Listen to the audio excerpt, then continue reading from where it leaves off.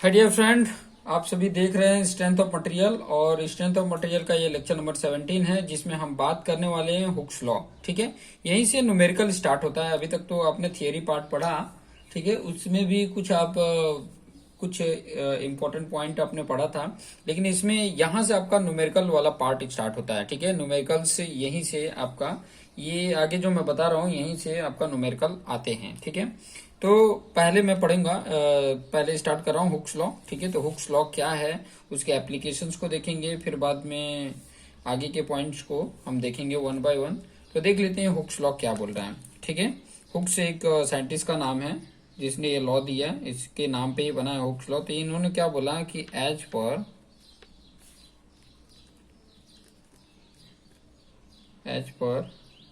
Hooke's law, ठीक है, कि नहीं है, ये नहीं है, हुक्स लॉ की बात करें। एज पर Hooke's law, stress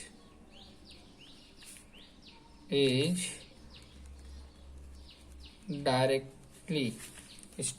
directly proportional to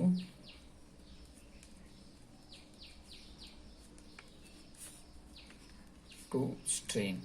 ठीक है, विद इन प्रोपोर्शनल लिमिट। ध्यान देना, ये प्रोपोर्शनल लिमिट है, इलास्टिक लिमिट नहीं है। ठीक है, और प्रोपोर्शनल लिमिट कहाँ होता था, जब माइल्ड स्टील का हमने स्ट्रेस स्ट्रेन कर्व ड्रॉ किया था, तो जो ए पॉइंट था वहां तक, ठीक है, वहां तक की बात कर रहे हैं। मतलब मैं यहाँ पर बताऊं, ये जो स्ट्रेस स्ट्रेन कर्व ड्रॉ किए थे इस प्रकार के, इस प्रकार, फिर इस प्रकार से ऐसे ड्रॉ किए थे ऐसे, तो यहाँ ए पॉइंट था, यहाँ पर आपका बी पॉइंट था, यहाँ पर ये सी पॉइंट, यहाँ पे डी पॉइंट, यहाँ पे ई, ये एफ था और ये जी था। ठीक है, तो यहाँ तक की बात कर रहा हूँ। ठीक है, इसमें इसमें ये जो होता है ना ए तक, वो लीनियर की तरह शो करता है। ठीक है, लीनियर की तरह स्लो करता है। ये जो जाता है यहाँ तक, ये लीनियर होता है, और इसके बीच में जो भी स्ट्रेस होता है वो इसको शो करता है। ठीक है, हुक्स लॉ को वैलिड करता है। ठीक है, तो ये क्या बोला इसने, स्ट्रेस, ठीक है, stress in directly proportional to strain. तो सिग्मा जो है वो इनवर्सली प्रोपोर्शनल टू किसका है, सॉरी, डायरेक्टली प्रोपोर्शनल टू किसके है, आपके एप्सिलॉन के। ठीक है, और जैसे प्रोपोर्शन हटाते हैं तो एक कांस्टेंट आ जाता है, और इसी कांस्टेंट को क्या बोलते हैं, ये कांस्टेंट है, इसी को बोलते हैं मॉडुलस ऑफ इलास्टिसिटी, जिसको यंग्स मॉडुलस भी बोला जाता था, बोला जाता है। ठीक है, यंग्स मॉडुलस भी बोला जाता है। तो ये पॉइंट ध्यान में रखेंगे। और ये जो फॉर्मूला है ना, ये बहुत इंपॉर्टेंट है, क्योंकि ये फॉर्मूले बेस पे ही, ये जो फॉर्मूला है इसी बेस पे सारा जितने भी न्यूमेरिकल है वो डिपेंडेंट है। ठीक है, आगे देखोगे कि इसका बहुत जगह पे यूटिलाइज किया गया है, और आगे इससे रिलेटेड और भी इंपॉर्टेंट पॉइंट बताऊंगा कि इसको जो बोला जाता है ना, इसको, ये जो है, इसको कॉन्स्टिट्यूशनल भी बोला जाता है। ठीक है, आगे मैं पॉइंट लिख कर भी बताऊंगा कि ताकि आपको पता चल जाए। ठीक है, और ये ई जो होता है ना, इसको ई स्टील अगर बात करें, ई एस टी की अगर मैं बात करूं, तो 2 × 10⁵ न्यूटन पर mm स्क्वायर होता है। ठीक है, और एल्युमिनियम की अगर बात करें, ठीक है, ई एल्युमिनियम हुआ या कॉपर हुआ, तो उसका आपको बताया था कि स्टील का डिवाइड बाय 3 होता है। ठीक है, ये पॉइंट भी ध्यान में रखेंगे। ठीक है, ये पॉइंट आप ध्यान में रखेंगे। ठीक है, तो स्टील वाले की अगर मैं बात करूं, तो स्टील का जब मैंने ड्रॉ किया था, यहाँ पर देखो, ये एक आपका कौन सा आ गया था, प्योर आयरन का आ गया था। फिर बाद में यहाँ पर इस तरीके का माइल्ड स्टील का मैंने ड्रॉ किया था। फिर उसके बाद, सॉरी, ये यहाँ तक आया था, ये यहाँ तक आया था, ये स्ट्रेस स्ट्रेन कर्व। फिर बाद में ये आपका HYSD का यहाँ तक आया था। फिर उसके बाद से क्विंच आयरन का यहाँ तक आया था। ठीक है, तो ये सारे स्टीलों की यहाँ पे बात कर रहा हूँ, और उसका जो होता है ना, ये जो होता है ना, यहाँ तक, ये एक ही पॉइंट की बात कर रहा हूँ, यहाँ तक सेम ही होता है। ठीक है, यहाँ पे थोड़ा सा मैं डिफरेंट ड्रॉ कर दिया हूँ। यहाँ पर इनका ए पॉइंट ये सेम ही होता है, तो इसका प्रोपोर्शनल लिमिट तो सेम ही होगा, तो ई की वैल्यू सेम ही होती है इन सभी मटेरियल का। ये क्यूइंस्ड है, ये आपका HYSD है, ये आपका कार्बन स्टील है, और ये आपका प्योर आयरन है। इसका मैंने ड्रॉ करके आपको बताया था, ठीक है। चलिए दूसरा इसका इंपॉर्टेंट पॉइंट मैं बता देता हूँ। दूसरा क्या है कि हुक्स लॉ जो है, Hooke's law is valid for homogeneous isotropic and linearly elastic material, ठीक है। ये इन मटेरियल के लिए ही वैलिड है हुक्स लॉ, ठीक है।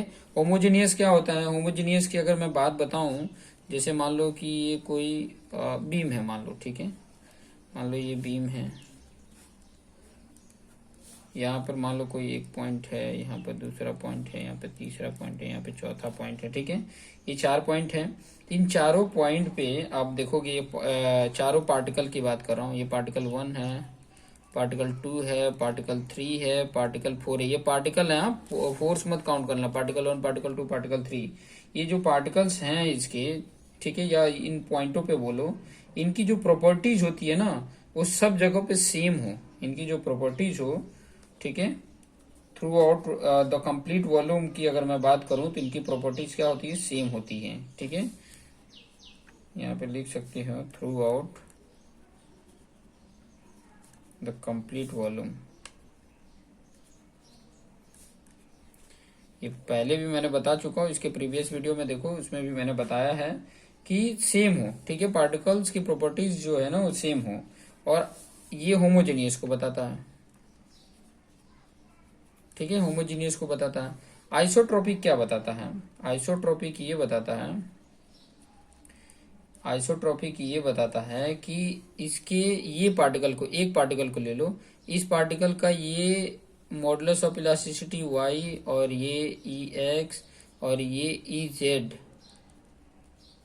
इक्वल हो, Ex equal to Ey equal to Ez हो, ठीक है। यहाँ पर अगर इस तरीके के आइडेंटिकल प्रॉपर्टीज होती है तो उसको आइसोट्रोपिक बोला जाता है, ठीक है। आइडेंटिकल प्रॉपर्टीज अगर शो करता है या सिमिलर प्रॉपर्टीज शो करता है तो उसको बोला जाएगा आइसोट्रोपिक। अभी एक और इसमें बताया कि इलास्टिक, लीनियरली इलास्टिक क्या होता है। इलास्टिक तो आपको पता है, लीनियरली इलास्टिक क्या होता है। तो लीनियरली इलास्टिक की अगर मैं बात करूं, यहाँ पर लीनियरली इलास्टिक की अगर बात करें तो 2 तरीके का हमने देखे थे। एक तो ये माइल्ड स्टील का देख लो, और एक एल्युमिनियम और कॉपर का देख लो। कैसा इसका स्ट्रेन और स्ट्रेस कर्व ड्रॉ करके बताया था मैंने। इसका इस तरीके का था, इस तरीके करके इस तरीके का था, ये इस तरीके का, और इसका जब हमने ड्रॉ किया था तो ऐसे था, ठीक है, इस प्रकार का था। तो ये वाला देखोगे, इसके जो प्रोपोर्शनल लिमिट है, मान लो इसका ए पॉइंट ये और इसका ए पॉइंट है, तो इसका अगर प्रोपोर्शनल लिमिट देखोगे तो ये लीनियर है, ठीक है। ये देखोगे तो ये लीनियर है, और इसका देखोगे तो ये कर्व जैसा है। एल्युमिनियम का देखो या कॉपर का देखो तो ये कर्व जैसा दिख रहा है, ठीक है। तो ये वाला जो होता है ना, ये माइल्ड स्टील, इसीलिए बोलता हूँ माइल्ड स्टील के ऊपर हुक्स लॉ वैलिड होता है, ठीक है। तो ये लीनियरली होता है, इलास्टिक, लीनियरली इलास्टिक मटेरियल, ठीक है। तो ये पॉइंट को भी ध्यान में यहाँ पर रखेंगे, ठीक है। ये जो इम्पोर्टेंट पॉइंट है वो सारे इम्पोर्टेंट पॉइंट मैं आपको यहीं पर बताते जा रहा हूँ कि ताकि आपका जो कॉन्सेप्ट है वो क्लियर हो सके, ठीक है। कॉन्सेप्ट जो है वो क्लियर हो सके, ठीक है। तो ये पॉइंट आपको समझ में आ गया। तो ये तो दूसरा पॉइंट था। तो तीसरा पॉइंट यहाँ पर बता देता हूँ। तीसरा पॉइंट क्या बोल रहा है, तीसरा पॉइंट जो बोल रहा है वो बता देता हूँ कि हुक्स ने ये बोला था ना कि स्ट्रेस और स्ट्रेन के बीच में रिलेशन को बताता है, ठीक है। हुक्स डिफाइन करता है स्ट्रेस और स्ट्रेन के बीच में। तो क्या उन्होंने पॉइंट बोला था कि द रिलेशनशिप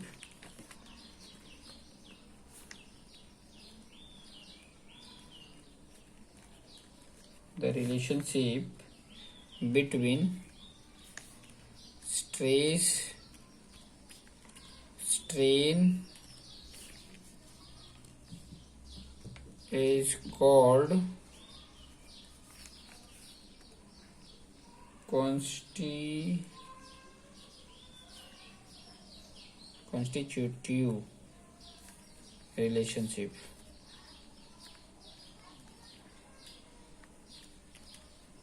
ठीक है, कॉन्स्टिट्यूटिव रिलेशनशिप मतलब जैसे देखो एक हर चीज का मतलब हर देश का एक कॉन्स्टिट्यूट होता है जिसके हिसाब से वो देश चलता है। तो जैसे इंडिया का भी कॉन्स्टिट्यूट है, तो यहाँ पर भी स्ट्रेस और स्ट्रेन का जो कॉन्स्टिट्यूएंट है ना, ये आपका ये वाला है। ठीक है, इसके हिसाब से बाकी सब को इसी के हेल्प से बाकी सब चलते हैं, इसलिए इसको कॉन्स्टिट्यूटिव रिलेशनशिप बोला गया है। चौथा पॉइंट अगर मैं बात करूं इसका चौथा पॉइंट, तो चौथा पॉइंट क्या बोलता है कि स्ट्रेन जो है, strain is a fundamental behavior of material where as stress जो है is derived concept, ये डिराइव कॉन्सेप्ट है। ठीक है, स्ट्रेस जो है वो डिराइव कॉन्सेप्ट है और स्ट्रेन जो है वो फंडामेंटल बिहेवियर शो करता है। जैसे कि अगर मैं बात करूं, जैसे कि मान लो कि ये कोई बार ले लिए, ठीक है, ये यहाँ से फिक्स है, इसके ऊपर पी लोड अप्लाई किए, ये इतना ये चेंज हो गया, डेल एल जितना चेंज हो गया। ठीक है, ये डेल एल जितना चेंज हो गया, ये पहले एल था, फिर बाद में डेल एल जितना ये चेंज हो गया। ठीक है, डेल एल जितना ये चेंज हुआ। अभी यहाँ पे देखो कि अगर मैं स्ट्रेन को बताऊं, ये स्ट्रेन को, तो ये डेल एल भी आपको दिखता है, ये एल भी आपको दिखता है, ये एल भी दिखता है और कितना चेंज हुआ है ये भी आपको दिखता है। ठीक है, तो ये चीजें हम देखकर और ये बता सकते हैं कि इसके अंदर कितना स्ट्रेन है, ये देखकर बता सकते हैं। ये जो है, ये जो वैल्यू है, इसको हम क्या कर सकते हैं, देखकर पता कर सकते हैं। बट स्ट्रेस जो है ना, ये सिग्मा, इसको हम नहीं पता कर पाते हैं, इसको हम देख के नहीं पता कर पाते हैं, इसको हम देखकर नहीं पता कर पाते हैं, इसको देख के हम पता नहीं कर पाते हैं। इसके लिए इसको देख के हम नहीं पता करते, इसके लिए हमें क्या करना पड़ता है, फाइंड आउट करना पड़ता है ये फॉर्मूले का यूज करके। ठीक है, इस फॉर्मूले का यूज करके या तो P/A फॉर्मूले यूज करके फाइंड आउट करने पड़ते हैं। इसीलिए तो इसको डिराइव यूनिट बोला गया। फंडामेंटल यूनिट मतलब वो आप उसको इनिशियल पोजीशन पे उसको फाइंड आउट कर सकते हो। ठीक है, बट यहाँ पर इसको देखोगे तो ये इनिशियली कंडीशन पे आप इसको ये जो है ना, ये दिखता नहीं है, स्ट्रेस जो होता है ना ये दिखता नहीं है, इसको फाइंड आउट करना पड़ता है। ठीक है, इसको क्या करना पड़ता है, फाइंड आउट करना पड़ता है। ठीक है, तो ये चीजें ध्यान में रखेंगे।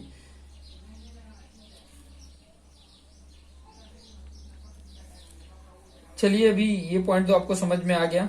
ठीक है, ये इतना पॉइंट था, जो पॉइंट मुझे समझाना था वो पॉइंट मैंने समझा दिया। उसके बाद मैं आपको बताऊंगा एप्लीकेशन, इसके बाद मैं आपको एप्लीकेशन बता दूं। ये पॉइंट को ध्यान में रखना, ये बहुत जगह पे काम आएगा। नेक्स्ट मैं बताने वाला हूं एप्लीकेशन के बारे में।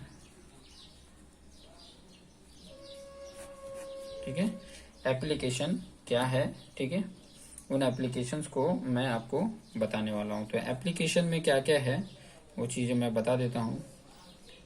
एप्लीकेशन क्या बोलता है कि in this we will calculate deformation in some structural member due to axial load, ठीक है। एक्सियल लोड अगर कोई भी मेंबर है, स्ट्रक्चरल मेंबर है, उसके ऊपर एक्सियल लोड अप्लाई करते हैं तो उसमें कुछ डिफॉर्मेशन आता है। उसी डिफॉर्मेशन को कैलकुलेट करना हुक्स लॉ का एप्लीकेशन है। उसी डिफॉर्मेशन को कैलकुलेट करना ही क्या है, एप्लीकेशन है हुक्स लॉ का, ठीक है। ये पॉइंट ध्यान में रखेंगे। और डिफॉर्मेशन जो होता है ना, देखो ये बार की मैं बात करूं, बार जो स्टील बार होता है, ठीक है, वो दारू पीने वाला बार की बात नहीं कर रहा हूँ, स्टील बार की बात कर रहा हूँ। तो इसमें या तो वो इलोंगेशन होगा, डिफॉर्मेशन इलोंगेशन में होगा, या तो वो कॉन्ट्रैक्शन में होगा।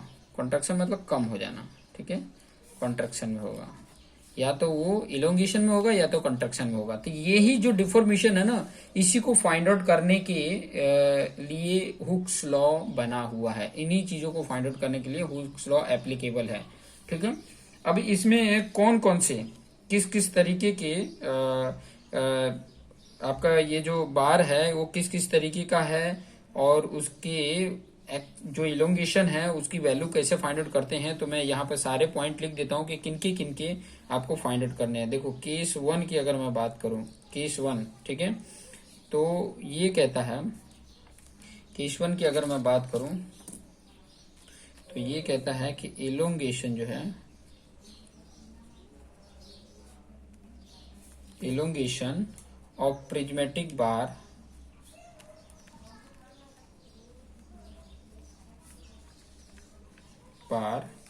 अंडर एक्सियल लोड, ठीक है, एक्सियल लोड, ठीक है, इलोंगेशन। और ये इलोंगेशन कब होगा, ओनली टेंशन होगा तब, ओनली टेंशन होगा तब, या तो टेंशन की वैल्यू ज्यादा होगी तभी इलोंगेशन होगा। कॉन्ट्रैक्शन कब होगा, जब कंप्रेशन की वैल्यू ज्यादा होगी तब होगा, ठीक है। ये पॉइंट को ध्यान में रखेंगे कि इलोंगेशन और प्रिज्मेटिक बार। प्रिज्मेटिक बार क्या होता है, प्रिज्मेटिक बार की मतलब ये होता है ना कि हर पॉइंट पे उसका क्रॉस सेक्शन जो एरिया है वो सेम हो, हर पॉइंट पर क्रॉस सेक्शन एरिया जो है वो सेम हो, तो उसको प्रिज्मेटिक बार बोला जाता है, ठीक है। अगर मान लो कि एक जगह पे आप देख रहे हो क्रॉस सेक्शन एरिया अगर 400 स्क्वायर mm है, तो हर जगह पे वो 400 स्क्वायर mm ही होगा। ये पॉइंट को ये बताता है, ठीक है, ये पॉइंट उस पॉइंट को बताता है। अभी केस 2 की अगर मैं बात करूं, केस 2, यही भी सारे मैं पॉइंट यहाँ पे बता देता हूँ, फिर बाद में एक एक वीडियो में एक एक केस को डिराइव करके कुछ न्यूमेरिकल को और सॉल्व करके बताऊंगा कि ताकि आपका जो कंफ्यूजन है वो क्लियर हो जाए, ठीक है। यहाँ पे केस 2 की मैं बात कर रहा हूँ, ठीक है। ये केस 1 था जो प्रिज्मेटिक बार का अगर उसके ऊपर एक्सियल लोड लग रहा है तो इलोंगेशन क्या होगा या कॉन्ट्रैक्शन क्या होगा वो फाइंड आउट करेंगे। दूसरा है, दूसरा जो केस है वो ये बता रहा है कि इलोंगेशन या कॉन्ट्रैक्शन, इलोंगेशन का कैलकुलेशन है for elongation calculation for stepped, ठीक है। स्टेप का नाम ही से पता चल रहा, स्टेप बाय स्टेप, ठीक है, स्टेप बार अंडर एक्सियल लोडिंग, ठीक है। इसका मतलब है कि ये नॉन प्रिज्मेटिक, एक तरह से बोल सकते हो कि नॉन प्रिज्मेटिक है।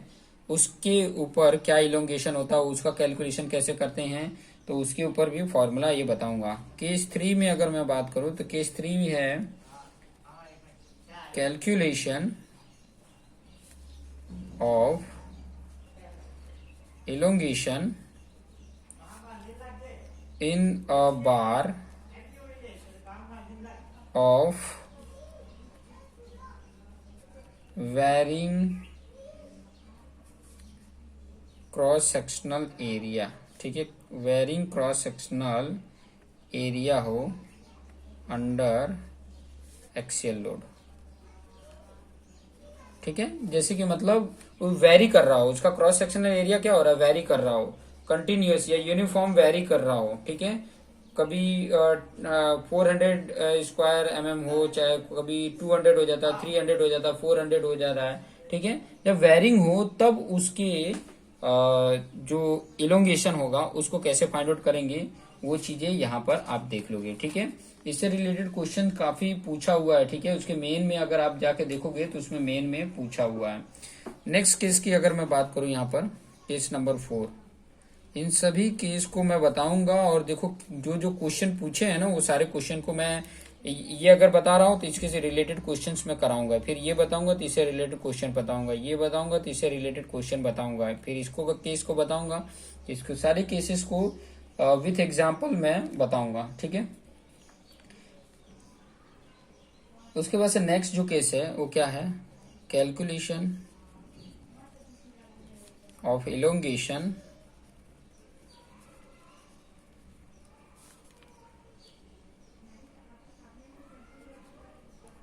ऑफ अ प्रिज्मेटिक, देखो prismatic bar under, prismatic bar तो है but under varying force, force जो है ना वो वेरी कर रहा है। ठीक है, फोर्स जो है वेरी कर रहा है। देखो पहले वाले में फोर्थ वाले में डिफरेंस यही है, ठीक है, कि एक्सियल लोड इसके ऊपर अप्लाई हो रहा है और वो प्रिज्मेटिक बार है। ठीक है, बट एक ही एक्सियल लोड लग रहा है, यहाँ पे लोड भी वेरी हो रहा है। अगर लोड वेरिंग हो रहा है, ठीक है, लोड चेंज होते जा रहा है, तब उसका क्या इलोंगेशन होगा वो यहाँ पर आप देखेंगे। ठीक है, लोड जो है वो वेरी हो रहा है, ठीक है, तो उसके बेस पर क्या उसका इलोंगेशन होगा वो चीजें इसमें हम देखेंगे। ठीक है, इसको हम इसमें देख लेंगे। ठीक है,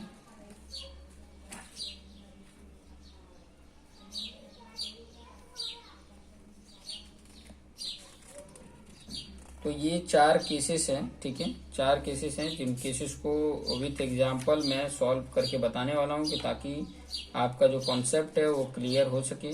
ठीक है, इन सभी केसेस को मैं सॉल्व करके बताऊंगा कि ताकि आपका पॉइंट जो है वो समझ में आ जाए। ठीक है, इसको ड्यू टू सेल्फ लोड भी बोल सकते हो। ड्यू टू सेल्फ लोड के कारण जो उसमें अंदर इलोंगेशन आता है तो उसका क्या फॉर्मूला होता है वो चीजें को डिराइव करके भी बताऊंगा। क्योंकि अगर आप उसके मेन के एग्जाम की देखोगे तो वहां पे डेरिवेशन प्लस सोल्यूशन दोनों करने पड़ते हैं, तो वो पॉइंट तभी समझ में आएगा कि जब यहाँ पर आप कॉन्सेप्ट को समझे रहोगे। कॉन्सेप्ट अगर आ रहा है तो आपके लिए इजी हो जाएगा, जो भी आप करने वाले हो वो आपके लिए एकदम इजी हो जाएगा। ठीक है, बहुत सारे क्वेश्चंस मैं लेकर आऊंगा कि ताकि आपका कॉन्सेप्ट क्लियर हो सके, और भी कुछ पॉइंट्स लेकर आऊंगा और भी कुछ स्टेप लेकर आऊंगा कि ताकि आपके जो कॉन्सेप्ट है वो एकदम इजीली, देखो एक बार ये इसको पढ़ लोगे ना तो मैं ये कहता हूँ कि आपके लिए जो स्ट्रेंथ ऑफ मटेरियल है वो भी आसान हो जाएगा। फिर इससे रिलेटेड देखो स्ट्रक्चर एनालिसिस है वो भी आसान हो जाएगा, आरसीसी या स्टील डिजाइन है वो सभी आसान लगने लग जाएंगे, लेकिन इसको कॉन्सेप्ट के साथ समझोगे तभी। ठीक है, और इसी के बेस पे आप न्यूमेरिकल भी करते जाओ, जैसे कि जो आपके 25 इयर्स का, क्योंकि प्रीलिम अगर पहले से अगर अच्छे से कर लोगे तो मेन आराम से वो निकल जाएगा। तो प्रीलिम को के बेस पे तैयारी करो और अपने आप को बेटर बनाओ। ठीक है, तो देखते रहो और नेक्स्ट वीडियो मैं प्रोवाइड करूंगा, इन चारों केसेस को डिराइव करके बताऊंगा, फिर बाद में फ्री बॉडी मूवमेंट के बारे में बताऊंगा। ठीक है, तो देखते रहिए और अपने जो दोस्त मित्र हैं उनको शेयर कर लीजिए कि ताकि वो भी बेनिफिट इसका ले सकें। So thank you for watching this video.